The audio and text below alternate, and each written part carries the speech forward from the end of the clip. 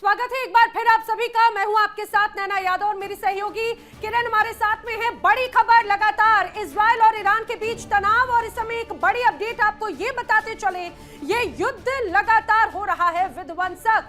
जी हां, इस समय की बड़ी खबर ये कि बड़े स्तर पर हमले लगातार जारी हैं और ये पीछे आप मैप देखिए, आखिर किन किन जगहों पर यह है ईरान का हिस्सा और किरण ये वो इलाके हैं जहां पर इजराइल ने किए हैं हमले और एक नहीं कई जगहों पर एक साथ ये कहा है कि वज्रपात कर दिया। बिल्कुल, और शुरुआत यहीं से करते हैं। बंदर अब्बास जो है यहाँ पर देखिए ये हमला किया गया। आप देख पा रहे हैं ये जो लपटें उठ रही हैं, ये जो धुआं आपको दिखाई दे रहा होगा इस मैप में, यहाँ पर हमला किया गया है। ये ईरान का पूरा मैप आप देख सकते हैं। बाकी आप दोनों तरफ देख सकते हैं जो बाकी देश है, बुशेहर की बात करें, देशफुल की बात करें, खोरमाबाद, इस्ताहार की बात कर ले, अब इस तेहरान को भी देखिए यहाँ पर जो है वहां पर भी जबरदस्त हमला जो है वो किया गया है। तो अपने आप में एक तरह से जो हम लगातार बता रहे थे, खबरें दिखा रहे थे कि विध्वंसक ये चीजें हो सकती है और 15 दिन का वक्त बीतने के बाद कुछ भी हो सकता है। और देखिए ये वो इलाके हैं ज्यादातर, अगर आप बॉर्डर एरियाज पर नजर डालेंगे तो ये ईरान का जो बीच का हिस्सा है वो तो है ही खतरे का, जहां पर आयतुल्लाह अली खामनेई मौजूद हैं जी। लेकिन उसके अलावा फिलहाल ये वो अलग अलग बॉर्डर एरियाज हैं जिस पर ईरान पर हमला किया है इजराइल ने। बंदर अब्बास, बुशेहर, इस्ताहार, तेहरान और इसके अलावा ये तमाम ये देखिए ये एक और मैप जो है हम यहाँ पर लेकर के आ गए हैं। ये वो मैप है, अपने दर्शकों को बताएं जिस पर ईरान की तरफ से हमले किए गए और दरअसल ये वो इलाके देश बिल्कुल वो अलग अलग देश हैं और वो इलाके हैं जो अमेरिका के बेसिस थे, इजराइल के बेसिस नहीं है। इजराइल पर तो हमला है ही, लेकिन ईरान ने किया है अमेरिकी बेसिस पर हमला। और कहा भी गया था ईरान की तरफ से, खामनेई, अब्बास और आगाची लगातार इस बात को कह रहे थे कि डील हम तो अपनी शर्तों पे करेंगे, आपके प्रतिबंध आप जब हटाएंगे तभी डील हो पाएगी। अगर आप एक हमला करते सबसे बड़ी गलती, आपके जितने एयरबेस होंगे हम उसको खत्म करेंगे। और वही तस्वीर यहाँ पर, और उसमें है कोनारक, चाबार, इस्फान, कोआम, तेहरान, बुशर, खोरमाबाद, ये पूरे वो इलाके हैं। फिलहाल ये इजराइल के अटैक की तस्वीर, लेकिन इसी तरह से ईरान की तरफ से भी बड़ी कार्रवाई की गई है। हालांकि ये वो इलाके हैं जहां पर ये कहा जाए इजराइल ने हमला किया और ईरान को टारगेट किया। लेकिन किरण, इसी बात के संकेत लगातार दिए जा रहे थे। पिछली बार भी हमने देखा था जब कतर में बैठक हुई और बाकायदा ये कहा गया था, जिनेवा में बैठक हुई थी और ये कहा गया था कि शनिवार को कुछ हो सकता है, पिछला शनिवार, लेकिन मियाद मिली एक हफ्ते की, लेकिन वो भी बहुत विध्वंसक है। और बिल्कुल है, यहाँ पर देखिए तीसरे दौर की वार्ता विफल साबित और उसी के बाद से कयास लग रहे थे कि युद्ध छिड़ सकता है, मिसाइलें दागी जा सकती हैं और तस्वीरें आपके सामने हैं। ऐसे में 15 दिन का जो मियाद है वो समय जो है वो दिया गया था। ऐसे में देखिए ये कुल मिलाकर के आप देख सकते हैं तकरीबन 10 एयरबेस जिस पर यह हमला, 8 देशों में ये 10 एयरबेस हैं अमेरिका के जिस पर ईरान ने हमला किया है। और ईरान ने कह दिया था कि अगर वेनेजुएला की तरह चाहोगे हमला करे। और इस बीच बड़ी खबर देखिए, आपको 10 तस्वीरें आप दिखा रहे हैं। जी हाँ, ये 10 तस्वीरें जो इस पूरे विध्वंस को दर्शाती हैं। ये 10 तस्वीरें जहां पर नजर जाएगी वहां पर सिर्फ आपको विध्वंस नजर आएगा। पहली तस्वीर, यहाँ पर जैसे ही धमाका होता है दूर से ही देखिए यहाँ पर धुएं का गुबार नजर आता है। दूसरी तस्वीर के भी हालात बहुत ज्यादा जुदा नहीं है। तीसरी तस्वीर भी ऐसी ही है। चौथी तस्वीर देखिए, यहाँ पर भी लोगों ने यहाँ पर इस भयानक मंजर को अपने कैमरे में कैद किया। तो जैसे ही यहाँ पर मानो ड्रोन अटैक या मिसाइल अटैक हुआ, पांचवी तस्वीर में ऐसा लगा किरण की धरती हिल गई, कंपन हो गया। बिल्कुल, और देखिए यहाँ पर जो है अबू धाबी की तस्वीर, पांचवी तस्वीर हम आपको दिखा रहे हैं। छठी तस्वीर में देखिए जो मिसाइल किस तरह से उसको जो है वो छोड़ा गया और उसके बाद सिर्फ आप धुआं देख सकते हैं। रफ्तार मिसाइल की आप समझिए इस बात को कि किस तरह से जो है वो तुरंत पहुंचे अपने टारगेट पर। सबसे विध्वंसक तो मुझे 8वें नंबर की तस्वीर यहाँ पर नजर आती है। देखिए यहाँ पर ऐसा लगा कि अचानक से कुछ ब्लास्ट हुआ और ऊपर दूर तक परखच्चे जोड़ जाते हैं। 7वीं और 8वीं तस्वीर में वही तस्वीर नजर आती है और 9वीं और 10वीं तस्वीर में तो सिर्फ विध्वंसक। अगर 7वीं तस्वीर की हम बात कर ले तो 7वीं तस्वीर जो है वो आपको लग रहा होगा ये बहुत ही पॉश एरिया, रिहायशी इलाका है और यहाँ पर सिविलियंस रह रहे हैं, ऐसा लग रहा है क्योंकि जिस तरह से घरें यहाँ पर हैं, आप समझिए यानी कि सिविलियंस को क्या निशाना यहाँ पर बनाया जा रहा है। बिल्कुल देखिए, और इसी बीच जो कई अपडेट सामने आती जा रही हैं। सबसे पहले इंडिया डेली अपने दर्शकों को पूरी जिम्मेदारी के साथ बता रहा है। दरअसल अब जानकारी ये सामने आई, जिस रूप में यहाँ पर हमले हुए उस हमले में कई मासूम भी इसकी जद में आए हैं। 5 लोगों की जान जाने की खबर सामने आ रही है इजराइल के अटैक में। दरअसल ईरान में एलिमिनेटरी स्कूल था, वहां पर 5 मासूम बच्चियों की भी जान गई है। तो हम जिन रहवासी इलाकों की बात कर रहे हैं, देखिए इसमें कोई शक नहीं, जब अगर हमला किया जाता है तो वो बाकायदा अपने टारगेट फिक्स रहते हैं। लेकिन उसका असर भी बाकी जगहों बिल्कुल। पर और भी नैना, पड़ता है। सीधे हम न्यूज रूम का रुख कर लेते हैं। ऋतु हमारी सहयोगी हमारे साथ जुड़ चुकी है। क्या अपडेट, क्या ब्रेकिंग न्यूज आपके पास में ऋतु? बिल्कुल किरण, जिस तरीके से आप बता भी रही हैं, लगातार जानकारियां सामने आ रही है और इस बीच ये खबर कि एयर स्पेस बंद करने का सिलसिला भी शुरू हो गया है। मैं लाइव तस्वीरें दिखाना चाहूंगी कि इस तरीके से इस वक्त जो विजुअल्स सामने आ रहे हैं वो कैसे नजर आ रहे हैं, एयर ट्रैफिक के विजुअल्स।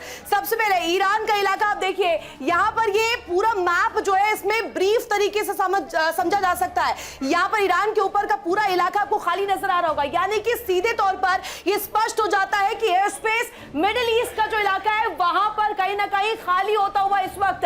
और यहां पर सीधे तौर पर यह क्लियर किया जा रहा है कि यहां से एक भी जो फ्लाइट्स है वो यहां से ना गुजर पाए, इस वजह से एयर स्पेस यहां पर बंद कर दिया गया है। और ये पूरा कहा जाए खतरे का जो सायरन है इसी वजह से बज रहा है। ये पूरा इलाका आपको नजर आ रहा होगा, इराक आपको दिखाई दे रहा है, सीरिया आपको नजर आ रहा है, ईरान आपको नजर आ रहा है। ये मिडिल ईस्ट का तमाम वो इलाके हैं जहां पर जो डिटेल्स मिल रही है एयर ट्रैफिक को पूरी तरीके से डाइवर्ट करते हुए यहां पर खाली हो गया है। ये पूरा इलाका आपको नजर आ रहा होगा। बाहर आसपास आपको ये येलो इंडिकेशंस पे जो फ्लाइट्स नजर आ रही है, ये पूरा एयर ट्रैफिक जो है इस वक्त आपको यहां पर डाइवर्ट होता हुआ नजर आ रहा होगा। मिडिल ईस्ट में कहीं ना कहीं ये तस्वीर नहीं नजर आ रही है और स्पष्ट तौर पर ये साफ हो जाता है कि कहीं ना कहीं जो तस्वीर है वो बेहद क्रूशल नजर आ रही है। ये सुपर एक्सक्लूसिव विजुअल्स है और ये जो तस्वीर है आपको नजर आ रहा होगा, ये देखिए यहां पर आपको ये पूरा जो ट्रैफिक है वो डाइवर्ट होता हुआ नजर आ रहा होगा। और साथ ही साथ इस तरफ आप देखिए, ये यमन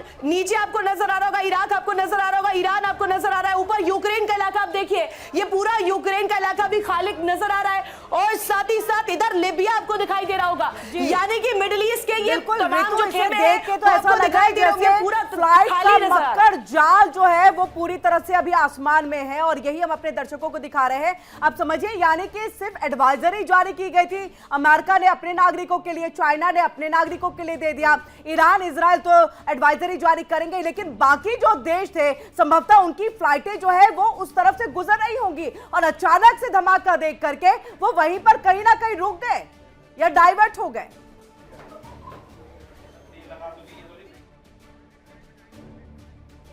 ठीक है, हमारे साथ में खास मेहमान भी हैं, संजीत सिरोही जी का रुख कर लेते हैं। संजीत जी, जिस बात को लेकर लगातार आशंकाएं जताई जाती रही हैं, आप और हम कई बार इस बारे में चर्चा करते रहे हैं, आखिरकार वो मुकाम आ ही गया, ये कहा जाए कि इसकी बड़े स्तर पर तैयारी की जा रही थी। क्या लग रहा है, हमला बहुत आक्रामक हो रहा है? क्योंकि अब ये सिर्फ दो देशों की लड़ाई या फिर सिर्फ मिडिल ईस्ट की लड़ाई नहीं है, इसकी जद में कई और भी दुनिया के हिस्से आ रहे हैं, क्योंकि ईरान की तरफ से जो जवाबी कार्रवाई की गई वो 7 देशों पर की गई है। बिल्कुल नैना जी, सबसे पहले जय हिंद, धन्यवाद आपका। आपने अपने चैनल पे मुझे एक जो खास मुद्दा जो आजकल चल रहा है, बड़ा सीरियस मुद्दा है, आज सुबह ही शुरू हुआ है, तो उससे साफ जाहिर है कि ये जो लड़ाई है ये बहुत भीषण लड़ाई है और इसका जो है पहले से ही अंदेशा था कि इस तरीके से होगी, क्योंकि जिस तरीके से नेगोशिएशन चल रही थी और डोनाल्ड ट्रंप साहब अपना गोल पोस्ट को चेंज करे जा रहे थे, तो उससे पता लग रहा था नेगोशिएशन जो है एक डिसेप्शन प्लान था और ये पहले से ही तय था कि किस दिन जो है अटैक होगा। ये नहीं है कि आज सुबह ही दोनों देशों ने फैसला किया कि चलो आज ईरान के ऊपर हमला कर लेते। ये प्री प्लान डेट थी, पहले से तय की गई थी। नेगोशिएशन सिर्फ दुनिया को दिखाने के लिए थी, एक बहाना था। और जैसे कि रशिया के जो पूर्व प्रेसिडेंट रह चुके, उन्होंने साफ बयान किया कि अमेरिका ने अपनी असली जो सूरत है वो दुनिया को दिखा दी है। पिछले साल भी यही हुआ था, नेगोशिएशन 5 राउंड हो चुके थे, छठा होने वाला था, हमला कर दिया। इसी तरीके से इस बारी 3 राउंड हो चुके थे, चौथे से पहले वियना में होना था, उस पर हमला कर दिया। तो इसमें कोई दो राय नहीं है, ये पूरी की पूरी जो प्री प्लान स्ट्रेटेजी थी। और इसके जो मेरे को ये लगता है कि इसका जो मकसद जो आज सुबह अटैक किया गया है वो खमेनी साहब को मारने की थी। इसलिए जो पहली मिसाइल जो गिरी है वो खमेनी साहब के ऑफिस के पास जो उनका कंपाउंड है उसमें गिरी है। अब उसकी वजह से खमेनी साहब तो वहां थे। ये माना जाए कि क्या एक तरह से खमेनी ही सीधे सीधे टारगेट है?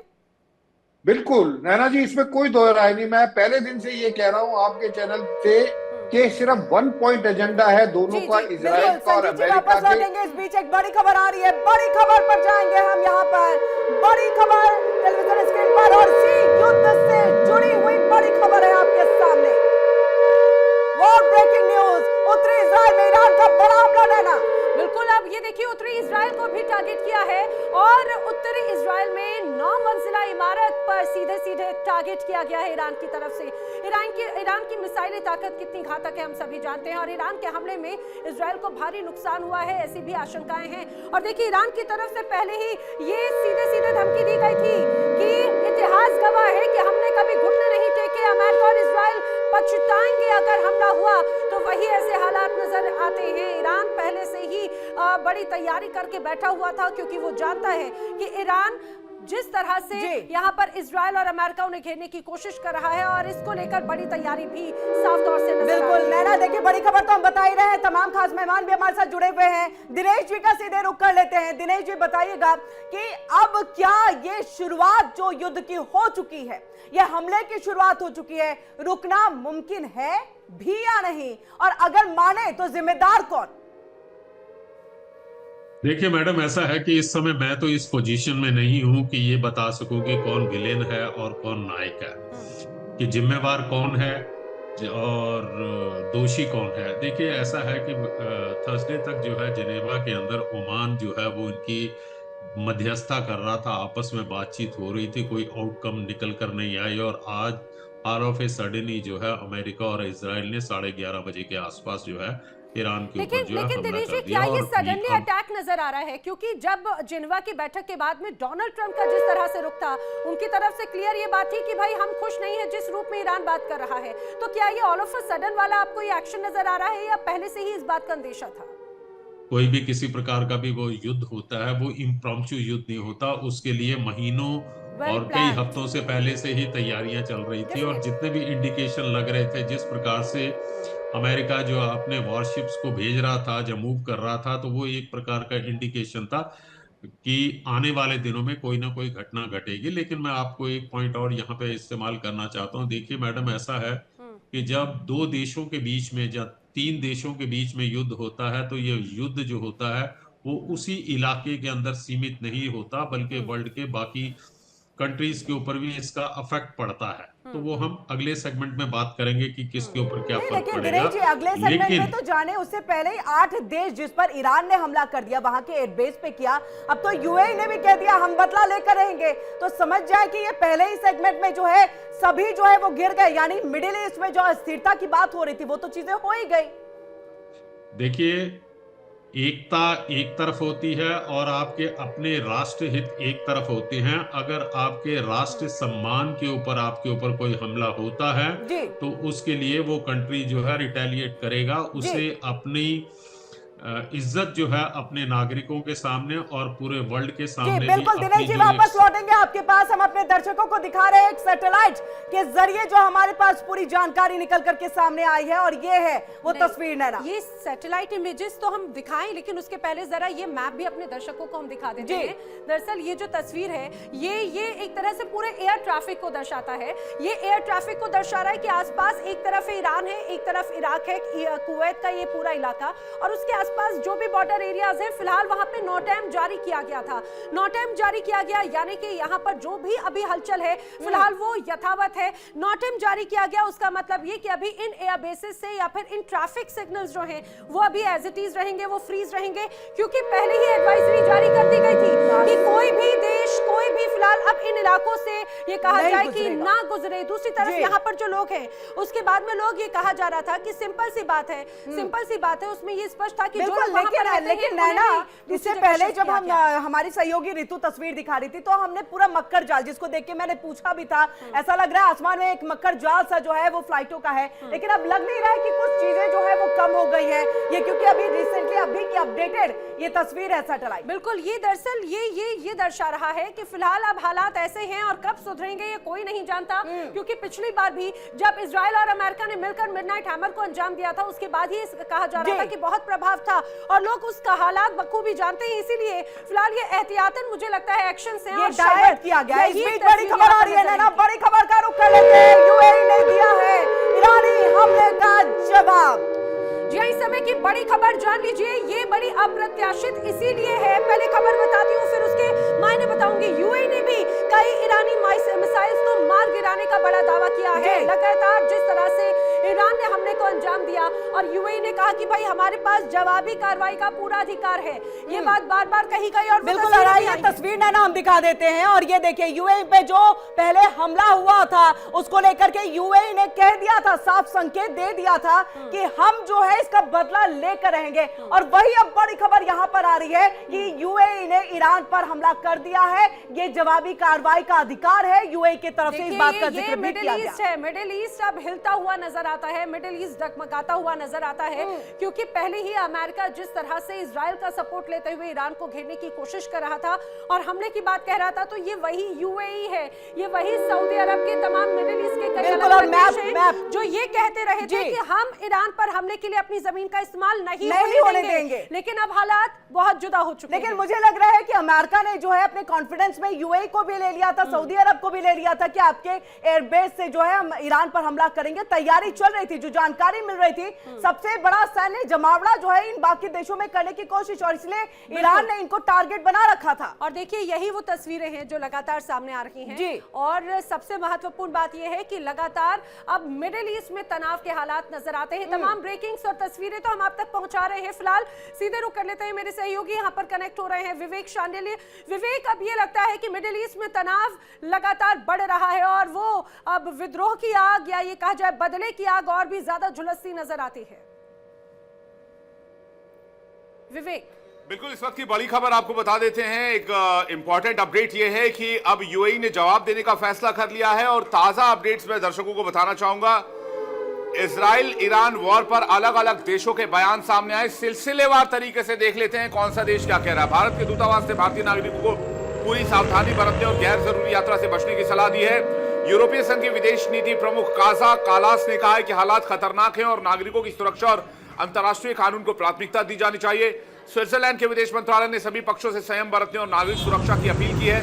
मलेशिया के प्रधानमंत्री अनवर इब्राहिम ने कहा है कि हमले मिडिल ईस्ट को संकट के कगार पर ला सकते हैं। अमेरिका और ईरान को बातचीत का रास्ता अपनाना चाहिए। स्लोवेनिया की राष्ट्रपति नताशा पेक-मुसर ने कहा है कि यह तनाव शांति और स्थिरता के लिए खतरा है। ऑस्ट्रेलिया के प्रधानमंत्री एंथनी अल्बनीज ने कहा है कि उनका देश अमेरिका के कदम का समर्थन करता है ताकि ईरान परमाणु हथियार ना बना पाए। इजरायली अधिकारी ने बयान दिया है कि खामेनेई को हमने निशाना बनाया था लेकिन खामेनेई बच गए हैं। रॉयटर्स से बात करते हुए इजरायली अधिकारी ने बताया कि अमेरिका इजरायली हमलों में ईरान के सर्वोच्च नेता अयतुल्लाह अली खामेनेई और ईरान के राष्ट्रपति मसूद पेजेश्कियन को निशाना बनाया गया। इससे पहले रॉयटर्स ने एक सूत्रों के हवाले से बताया था कि खामेनेई तेहरान में नहीं थे और उन्हें एक सुरक्षित स्थान पर भेज दिया गया था। आपको बता दें कि इस हमले में जो हमला इजराइल ने किया उसमें कई सीनियर IRGC कमांडर और राजनीतिक अधिकारियों की मौत हुई है। ईरानी मीडिया ने यह भी बताया कि ईरान के विदेश मंत्री अब्बास अरागची और राष्ट्रपति मसूद पेजेश्कियन पूरी तरीके से सुरक्षित है। तो ये अपडेट है ब्रेकिंग पॉइंट से अभी लेटेस्ट जो अभी चल रही है। हालांकि ईरान ने चेतावनी दी है कि अमेरिका को सपोर्ट करने वाले जितने बेसेस हैं सबको निशाना बनाएंगे। ये वार्निंग अभी लेटेस्ट जारी की गई है। जी ठीक है, ये देखिए ये आपने एक एक करके तमाम ब्रेकिंग्स तो बताई और यही स्थिति को दर्शा रहा है कि अब विध्वंस का वो पल जो बड़े कहा जाए कि निसंदेह जिसको लेकर एक बड़ी चिंता थी, डर था, वो पल एक बार फिर लोगों के सामने आ चुका है। और ये मिडिल ईस्ट की अस्थिरता पूरी दुनिया में एक बड़ी अस्थिरता लेकर आती है और बड़ी तैयारियां लगातार की जा रही थी। चाहे बात अमेरिका के वो तमाम यूएस के बेसेस, एयर बेसेस ये कहा जाए जो लगातार अलग अलग देशों में थे, अब उन इलाकों को टारगेट किया। यही वजह है कि कई ऐसी सैटेलाइट इमेजेस भी सामने आई थी हाल ही में किरण, जहां पर अमेरिका की जो तमाम अलग अलग ऐसे मौजूदगी थी इन एयरक्राफ्ट्स की, वो भी लगातार मूव होते हुए नजर आ रहे थे, क्योंकि वो बखूबी ये जानते थे कि अगर यहां से जवाब दिया जाता है तो ईरान रिटेलिएशन करेगा, वो भी बहुत घातक रूप में।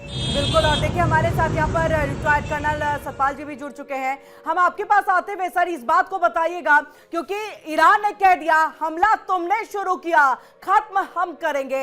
ये क्या जंग लंबी चलने वाली है और इसमें अब कोई दो राय नहीं है कि अगर यूएन भी आ जाए, अन्य देश भी आ जाए, कहे कि इस युद्ध को यहीं पर रोक दीजिए, तो क्या इसकी संभावना आपको दिखाई देती है?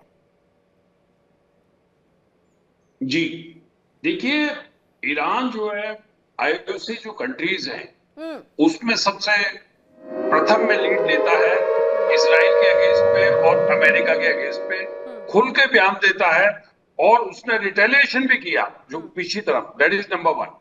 नंबर 2 जो बात है, अमेरिका इसको रिजीम चेंज के लिए करना चाहता है और जो परमाणु उनका कार्यक्रम है या उनके है उसको खत्म करना चाहता है।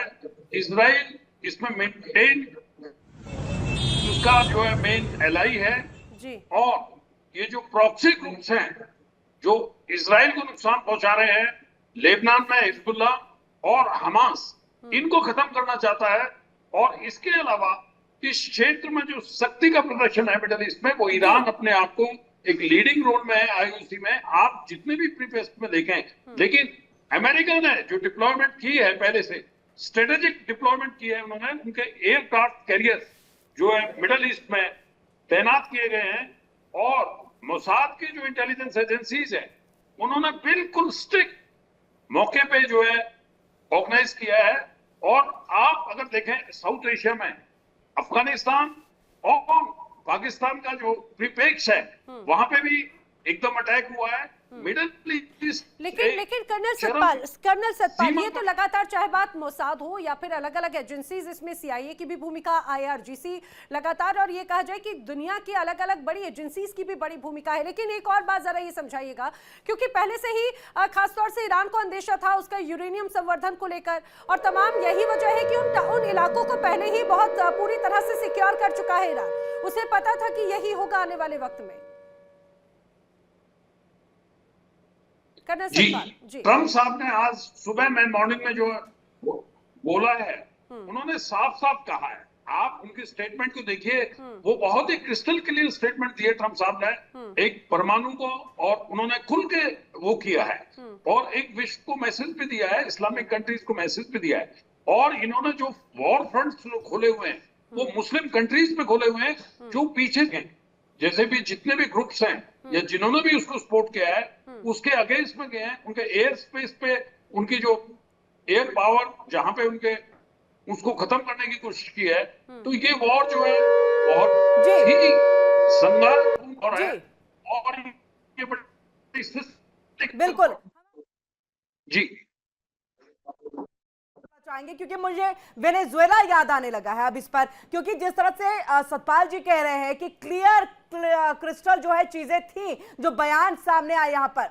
अब ऐसे में इस बात को आप हमें बताइएगा कि क्या वेनेजुएला वाले चीजें कि आप पहुंचे, आपने सीधा राष्ट्रपति को उठाया, आप अपने देश वापस चले गए, मतलब वो कहते हैं ना कि छोटी सी ही वक्त में आपने जो है इस वेनेजुएला को अपने पूरी तरह से कमांड में ले लिया। क्या ईरान पर भी यही करने की और अमेरिका ने यही सोची थी चीजें कि हम खामनेई के यहाँ पर 7 मिसाइलें डाल देंगे, खामनेई मर जाएगा, सत्ता परिवर्तन, उसके बाद जो है वो अपना पपेट यहाँ पर बिछा देंगे, ये प्लानिंग थी क्या? कर्नल सिरोही देखिए जी, इनकी प्लानिंग तो यही थी। वेनेजुएला तो जैसा इनको पता है, वेनेजुएला जैसा तो हाल नहीं होगा, क्योंकि वेनेजुएला और ईरान में जमीन आसमान का फर्क है। लेकिन इनको ये उम्मीद थी कि शायद जो है जब ये स्ट्राइक करेंगे तो उसमें जो है खमैनी साहब को ये मार देंगे, और इसी वजह से इतने दिन इन्हें लगाए वो खमैनी साहब के मूवमेंट को। कर्नल सिरोही, मैं आपको माफी के साथ रोकना चाह रही हूँ। इस बीच एक बड़ी खबर आपको बता दें, जिस तरह से ताबड़तोड़ हमले लगातार हो रहे हैं इजराइल और ईरान के बीच, हमलों के बीच में ईरान ने बड़ा दावा किया है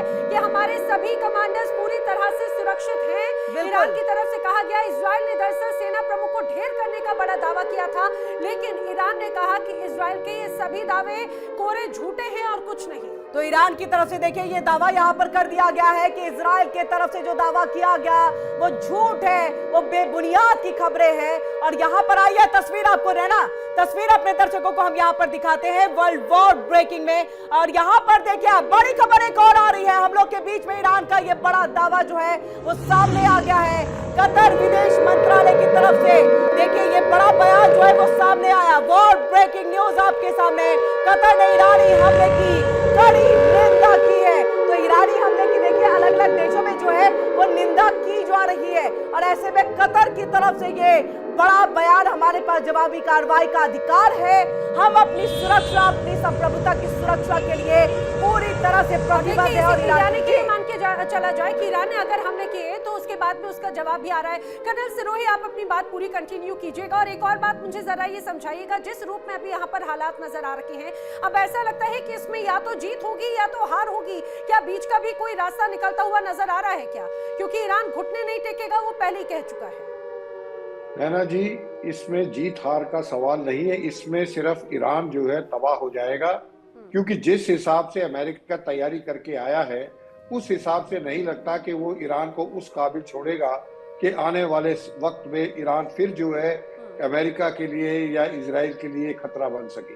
ये डू एंड डाई की सिचुएशन है और ये नाउ और नेवर की सिचुएशन अमेरिका के लिए भी और इजराइल के लिए भी। यहाँ पर चाइना और रशिया भी तो साथ दे रहा है और रशिया के पास भी ऐसा नहीं है कि कम है हथियार, चाइना के पास भी कम नहीं है, अत्याधुनिक हथियार है। किरण जी, आपको ये समझना पड़ेगा कि रशिया ऑलरेडी 4 साल से यूक्रेन में लड़ाई लड़ चुका है, उसकी इकोनॉमी डाउन हो चुकी है और जो है अब उसका तेल भी जो है भारत जो खरीदता था वो भी कम हो गया है। तो रशिया सिर्फ डिप्लोमेटिक और मॉरल सपोर्ट दे सकता है। रशिया मेटेरियलिस्टिक सपोर्ट देगा तो थोड़ी बहुत देगा, वो ज्यादा नहीं दे सकता। जहां तक चाइना का सवाल है, चाइना हथियार दे सकता है, लेकिन चाइना की अपनी हिस्ट्री ये कहती है कि चाइना किसी की भी लड़ाई में अपने सिपाही या अपनी फौज को नहीं भेजेगा। तो इस मामले हमको ये समझना चाहिए कि ईरान के ऊपर जब अमेरिका ने हमला किया है तो अमेरिका ने पूरे अपने जो बेसबॉल में बेसिस होते हैं उन बेसिस को पूरा कवर कर लिया है। उन्होंने शतरंज की बात यहाँ पर ये हो जाती है कि ठीक है, ये जो लड़ाई है वो ईरान के खासतौर से यूरेनियम संवर्धन या मिसाइली ताकत को लेकर है, परमाणु क्षमता को लेकर है, जिसको लेकर ये कहा जाए कि मिडिल ईस्ट के तमाम देश आपत्ति जताते रहे हैं। लेकिन ये मिडिल ईस्ट के तमाम देश बखूबी जानते हैं कि अगर इस पूरी लड़ाई में ईरान कमजोर हुआ तो कहीं ना कहीं अमेरिका और उसको कंट्रोल करने की कोशिश करेगा, मिडिल ईस्ट में और भी अपनी पकड़ बनाने की कोशिश करेगा और ये कहा जाए कि सबकी गर्दन अपनी मुट्ठी में रखने की कोशिश करेगा। क्या बाकी देश इसके लिए तैयार हैं? ये सवाल मेरे से है नाना जी। जी सर, जी देखिए, ये इसमें कोई दो राय नहीं है। अमेरिका का आप जो अगर उनका जो है पॉलिसी देखिए, कोई भी देश अगर उनके साथ नहीं है तो उस देश की रजीम को चेंज किया जाता है और आज तक मेरा ख्याल 50 से ज्यादा देशों की रजीम सिर्फ इसलिए चेंज की गई कि वो अमेरिका के बातों में या अमेरिका का पिट्ठू नहीं बना। ईरान कभी भी अमेरिका का पिट्ठू नहीं बना और अमेरिका को पता है कि ईरान कभी भी अमेरिका की बात नहीं मानेगा। तो मिडिल ईस्ट में अगर इजराइल का दबदबा बनाना है, अमेरिका डायरेक्ट दबदबा नहीं बनाएगा, अमेरिका इजराइल के थ्रू दबदबा बनाएगा। तो एक ही सिर्फ देश ऐसा है जो इजराइल के लिए एग्जिस्टेंशियल थ्रेट है और उसको खत्म करना अमेरिका का काम है। तो इस लड़ाई में ईरान को खत्म करके इजराइल का दबदबा रहे। तस्वीरें आपने यही कहा कि अमेरिका पूरी तरह से साथ देगा, लेकिन तस्वीरें भी अपने दर्शकों को एक बार दिखाते हैं, फुल फ्रेम में जरा दिखाइएगा। ये तबाही का मंजर है, ये हालात दिखाते हैं ईरान और अमेरिका के बीच की जो टसल है वो कैसे जंग के हालात को लेकर आई है। ये रहवासी इलाकों में जहाँ पर सड़कें, गाड़ियां देखी किस तरह से रफ्तार तो बढ़ रही है, लेकिन अचानक वहाँ पर हड़कंप उस समय मचा जिस दौरान यहाँ पर धमाके हुए, दूर से धुएं का गुबार, आग की लपटें और सिर्फ मिसाइल और ड्रोन की गर्जना। बिल्कुल नैना, ये तस्वीरें देख के लग रहा है कि लोगों को इस बारे में तो कोई जानकारी नहीं, उनके लिए कोई एडवाइजरी नहीं, उनके लिए कोई यहाँ पर जो है एक कहते हैं ना एक सायरन, अगर युद्ध का ऐलान हो और बम गिरे या मिसाइलें या एयर डिफेंस सिस्टम जो है वो आपका एक्टिव होता है तो आप लोगों को भी इसके लिए वाकिफ करते हैं। लेकिन मुझे लगता है किरण, ऐसा कुछ नहीं हुआ। लेकिन मुझे लगता है किरण, इजराइल और ईरान के लोग शायद इन सारी चीजों को लेकर यूज्ड टू हैं, क्योंकि इनकी अदावत बहुत पुरानी है और शायद लोग ये बखूबी जानते हैं कि जिस तरह से जिनेवा में जो बैठक हुई वो सिर्फ रस्म अदायगी भर थी और कुछ नहीं, क्योंकि ईरान उन शर्तों पर नहीं मानता, वो शर्तें जो इजराइल और अमेरिका एक तरह से दबाव बनाने की कोशिश कर रहे थे। और इजराइल और अमेरिका क्लियर कट, और खासतौर से इजराइल ये क्लियर कट मैसेज दे रहा था कि ईरान को कंट्रोल करना ही होगा।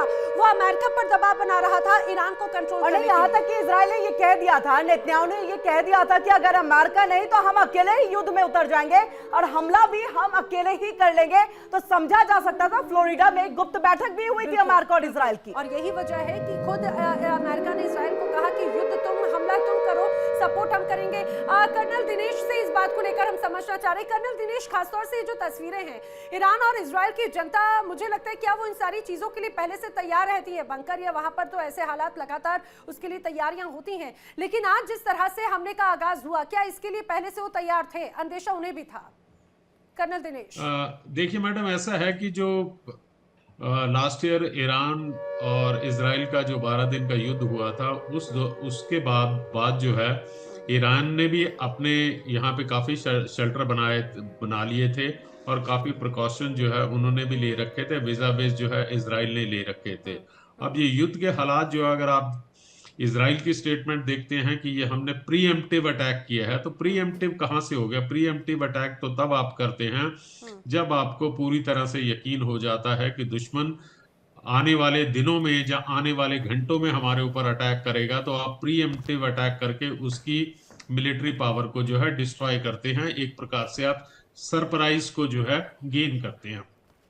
अब बात आप पूछ रहे हैं कि जो लोकल पब्लिक है वो क्या तैयार थी? अरे भाई, उनके पास जो लोकल, चाहे वो ईरानियन हैं या इजरायली हैं, उनके पास कोई ऑप्शन है नहीं है, क्योंकि ऑलरेडी दोनों देश जो हैं युद्ध में हैं और युद्ध के अंदर जो है सिर्फ सैनिक नहीं मरते हैं, उसके साथ साथ जो है कोलैटरल डैमेजेस होते हैं। और सबसे ज्यादा किसी भी युद्ध के अंदर जो है सिविलियन जो होते हैं, जिनका कोई पार्टिसिपेशन नहीं होता है वॉर के अंदर, वो सबसे ज्यादा सफर करते हैं। लेकिन ईरान ने काफी हद तक जो है अपने बंकर्स और शेल्टर बनाए हुए थे अपने सिविलियन पॉपुलेशन के लिए। इजराइल तो डे 1 से ही जो है वो तैयारी कर रहा है और ऑलरेडी उनकी जो सिविलियन पॉपुलेशन है, जहाँ आर्म्ड फोर्सेज हैं, उन्हें समय समय के ऊपर इस प्रकार की वो ट्रेनिंग दी जाती है। उनका तो ये एक प्रकार से ये रिचुअल है। लेकिन ईरान के अंदर जो है उनकी उस लेवल की जो है तैयारी नहीं है। लेकिन हम ये भी नहीं कह सकते हैं कि ईरान ने अपने लोगों की सुरक्षा के लिए कोई एक्शन ना लिया हो, उन्होंने भी लिया है। जी बिल्कुल। कर्नल दिनेश, इसी बात को मुझे थोड़ा सा आगे बढ़ाते हुए, क्योंकि हम देख रहे हैं इजराइल तो चलिए ईरान को हमेशा से चाहता है कि परमाणु जो है हथियार वो ना बनाए, क्योंकि हमारी सुरक्षा को बहुत बड़ा खतरा हो जाएगा। लेकिन ऐसे में क्या अमेरिका, डोनाल्ड ट्रंप अगर चाहते तो और थोड़ा सा म्याद को यहां पर बढ़ाते कि चलिए हम बातचीत की और कोशिशें करते हैं। हम लगातार देख रहे हैं रशिया यूक्रेन के बीच में बातचीत का कितना लंबा दौर चला, भले ही बात नहीं बन पाए, लेकिन कुछ स्थिति जो है ऐसा लग रहा था शांति वार्ता स्थापित हो जाएगी। क्या ऐसा ही ईरान के साथ और कुछ दिनों में करना चाहिए था, ताकि ये युद्ध जो है वो ना छिड़े, क्योंकि नुकसान दोनों ही देशों को और पूरे मिडिल ईस्ट को होने वाला है? देखिए मैडम, ऐसा है कि जब दो देशों के बीच में किसी प्रकार का इंटरेस्ट क्लैश करता है, तो एक देश के साथ जो उसका इंटरेस्ट होगा वो किसी दूसरे देश के हेलो जी जी बोलिए सर, बोलिए। हाँ, जो अमेरिका का इंटरेस्ट रशिया और यूक्रेन में है, वो उस प्रकार का इंटरेस्ट हो सकता है कि उसका ईरान के अंदर ना हो। लेकिन अमेरिका और ईरान के जो रिश्ते हैं वो 1979 के बाद बहुत ज्यादा बिगड़ गए हैं। और अगर आप और थोड़ा सा हिस्ट्री में जाएंगे तो 1953 के आसपास जो है CIA ने उनके प्राइम मिनिस्टर को वहां पर एक बार रिजीम को बदली करवाया था। ये है बैकग्राउंड। 79 से पहले तक जो है, जो शाह रजा पहलवी हुआ करता था ईरान का किंग, वो कंसिडर उसको एक प्रकार से माना जाता था कि वो एक गल्फ का जो है पुलिसमैन है। लेकिन 79 के बाद जो है हालात बदली हो गए। अभी जब 79 के बाद जो है ईरान जो है वो मुस्लिम वर्ल्ड का जो है लीडर बनना चाहता है और उसका कंपटीटर है सऊदी अरेबिया। ये एक एस्पेक्ट है। दूसरा जो है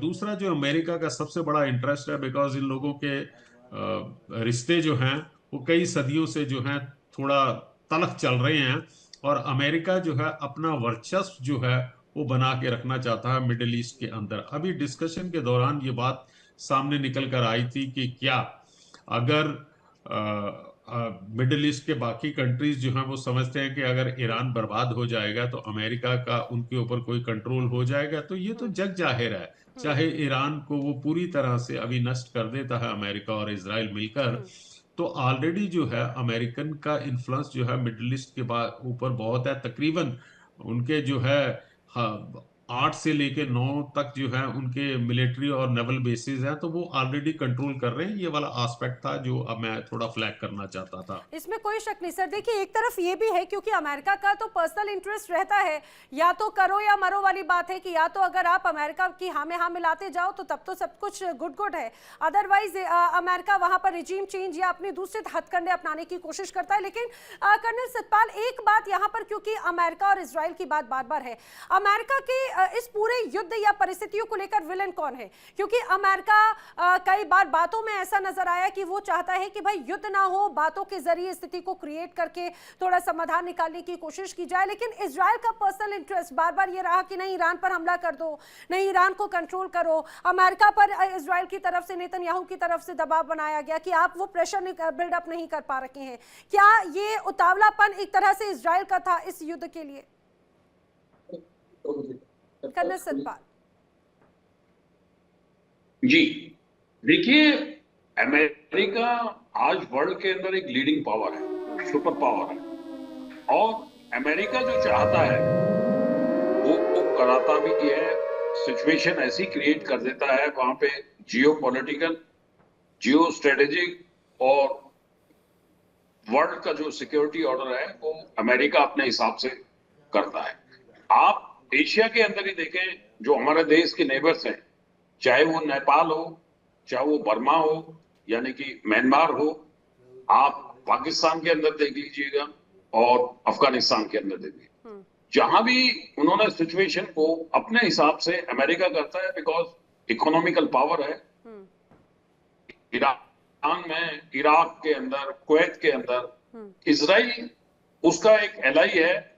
एलाई क्योंकि इजराइल को भी सूट करता है, बिकॉज इजराइल एक ऐसी शक्ति है कि उसका एग्जिस्टेंस एक बहुत बड़े एलाई के साथ है और खुद भी सक्षम है।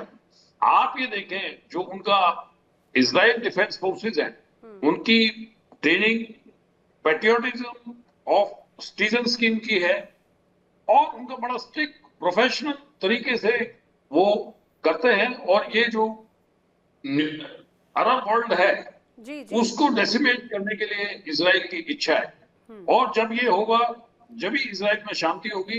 हालांकि इजराइल प्रोग्रेस कर रहा है।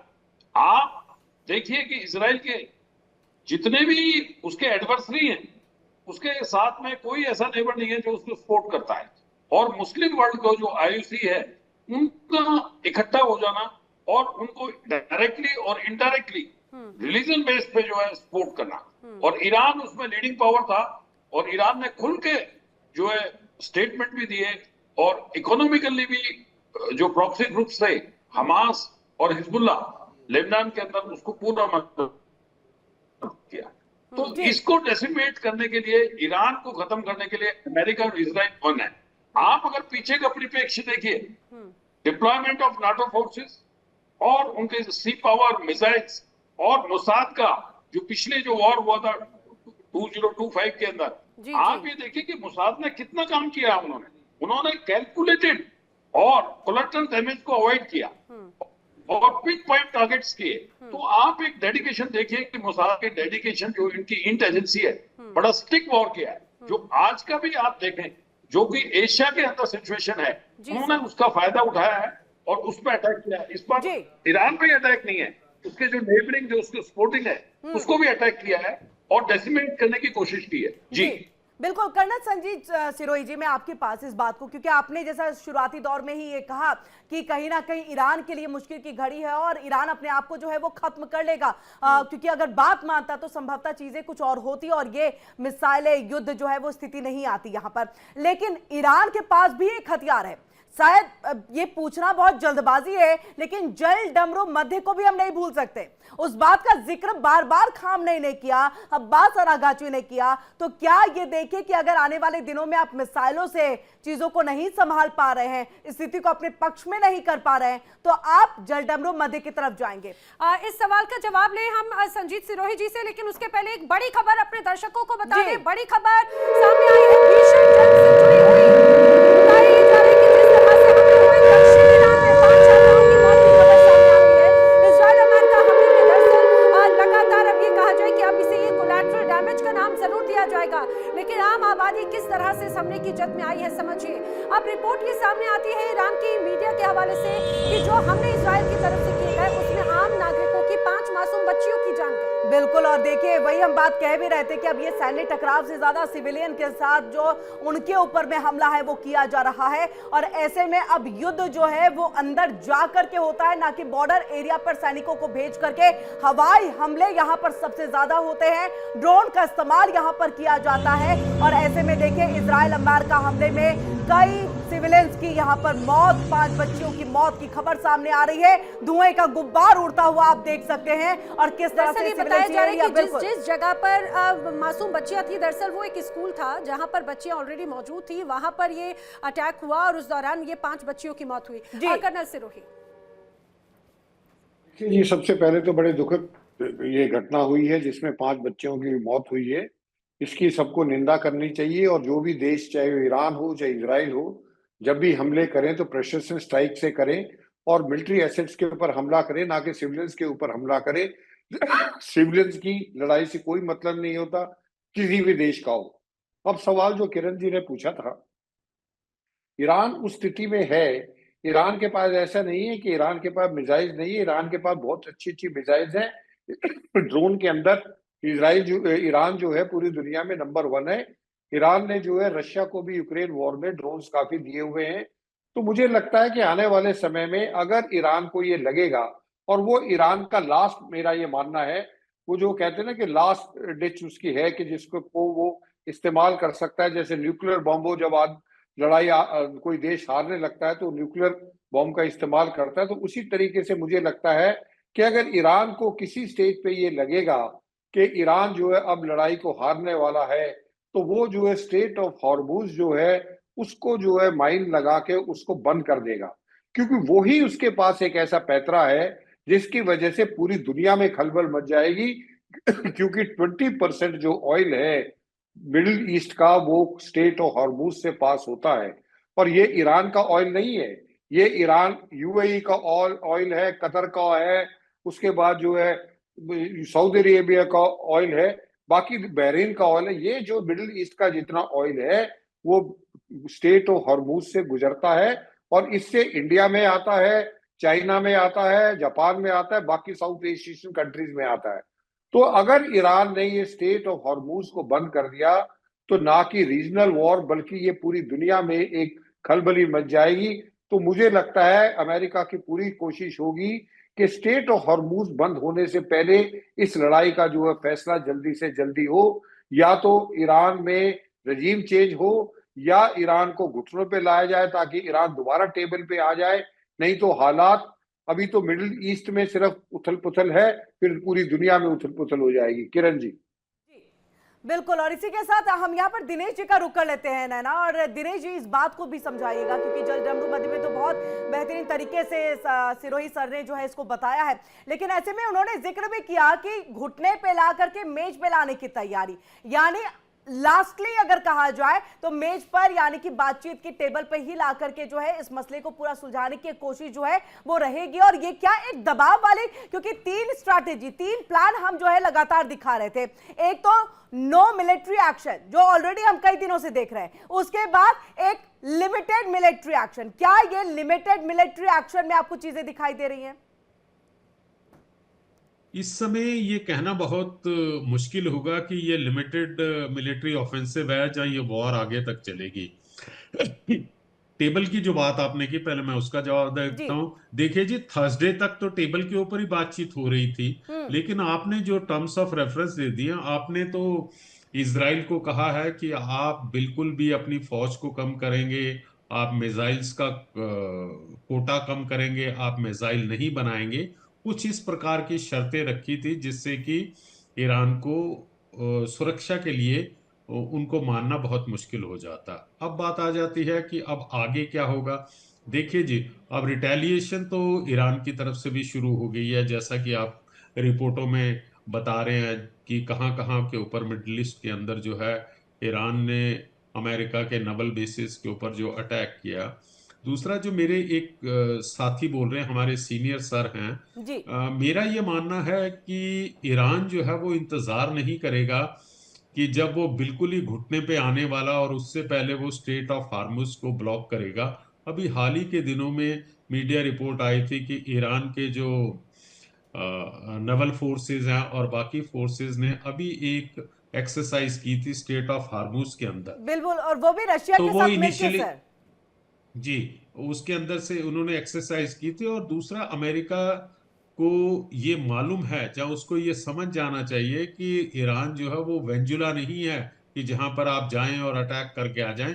ईरान के पास बहुत ताकत है, उसकी आर्म्ड फोर्सेस, उसके पास मिसाइल्स हैं और उसके पास जो ये माइंस हैं, वाटर माइंस जो हैं, वो काफी मात्रा के अंदर हैं।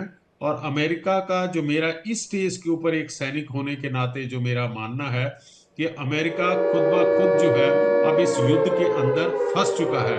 वो ये नहीं है कि 3 दिन बाद इस युद्ध के अंदर से निकल जाए, क्योंकि अब मिडिल ईस्ट के अंदर जो बाकी कंट्रीज हैं उनके ऊपर भी जो है रिटेलिएटरी लेकिन सर ये एक्शन तो फिर ईरान ने वही ली। बात हो गई, जिस तरह से रूस और यूक्रेन के बीच का जो एक मुख्य हिस्सा जो तनाव वाला है, उसमें बड़ी भूमिका अमेरिका की ही थी। अब यहाँ पर क्या ऐसा होगा कि ईरान और इजराइल के बीच में चिंगारी भड़का के क्या अमेरिका निकल पाएगा? क्या ये दूसरा रूस और यूक्रेन बनाने की कोशिश हो गई है क्या?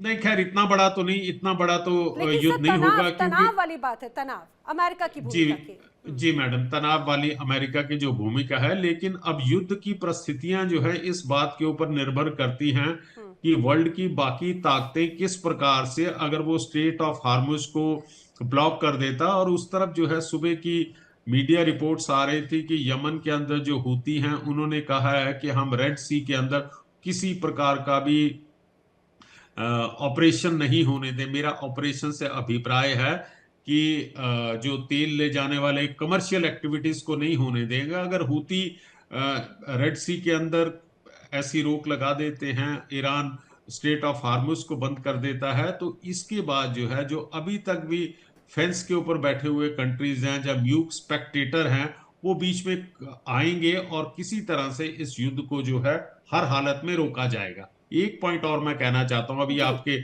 ब्रेकिंग न्यूज के अंदर आए थे कि पाकिस्तान और अफगानिस्तान के युद्ध को लेकर जो है यूनाइटेड नेशन ने अपनी चिंता जाहिर की है और उन्होंने कहा बातचीत से मसला शुरू हो जाए। लेकिन मैंने अभी तक जो है सुबह से लेकर अभी तक यूनाइटेड नेशन की तरफ से किसी प्रकार की भी कोई Official नहीं प्रक्रिया आया। जो है या कोई रिएक्शन जो है अभी तक नहीं आया। तो इससे हम ये समझ सकते हैं कि जो यूनाइटेड नेशन ऑर्गेनाइजेशन है वो एक प्रकार से म्यूट लेकिन स्पेक्टेटर है। और सर ये हमने देखा भी कि कुछ समय पहले खुद खासतौर से अमेरिका की तरफ से, डोनाल्ड ट्रंप की तरफ से यूएन को लेकर जो टिप्पणियां की गई थी, उन्होंने कहा कि यूएन ने वो भूमिकाएं नहीं निभाई शांति लाने के लिए जो मैंने यानी कि डोनाल्ड ट्रंप ने करके दिखाया। तो मुझे लगता है कि यूएन तो फिलहाल अमेरिका या डोनाल्ड ट्रंप के आगे फिलहाल गौण हो गए हैं, जैसा अभी अमेरिका की एक तरह से पावर या फिर वो इस रूप में नजर आते हैं। लेकिन अपने दर्शकों को ये लगातार बताते चले कि आज जैसे ही शनिवार की सुबह हुई तो वो काफी धमाकेदार और चिंता का सबब लेकर आई है ईरान और इस्राइल दोनों के लिए, या फिर सिर्फ ईरान और इस्राइल नहीं बल्कि पूरी दुनिया के लिए, क्योंकि मिडिल ईस्ट में तनाव, उसका असर पूरी दुनिया पर, चाहे बात यहां पर कहा जाए कि महंगाई के स्तर पर हो, क्योंकि अगर ईरान की बात की जाए तो तेल का एक बहुत बड़ा हब यह माना जाता है। अगर स्ट्रेट ऑफ हॉर्मुज की अगर बात की जाए, वहां अगर पाबंदियां होती हैं तो ये मान के चलिए कि सोमवार को या फिर आने वाले वक्त में जब अगर शेयर मार्केट भी खुलेगा तो कई लोगों की पेशानी पर बल आ जाएंगे, क्योंकि यहाँ का ये तनाव पूरी दुनिया पर बड़े स्तर पर एक प्रभाव एक तरह से डालता हुआ नजर आएगा। लेकिन कर्नल सतपाल जी एक बात और जरा यहाँ पर समझाइए, बार बार इन तमाम परिस्थितियों को लेकर बात की जा रही है कि खामनेई सीधे टारगेट हैं। सर क्या खामनेई को टारगेट करना इतना आसान है? ठीक है, ईरान के वो नेता के तौर पर या एक ये कहा जाए कि वैचारिक मतभेद हो सकते हैं, लेकिन एक बड़े मुस्लिम इस्लामिक फैक्टर जरूर खामनेई के साथ में कनेक्ट होता हुआ नजर आता है। तो क्या ये सीधे खामनेई को टारगेट करने वाली बात, इस पर क्या गंभीरता से इसे लेना चाहिए?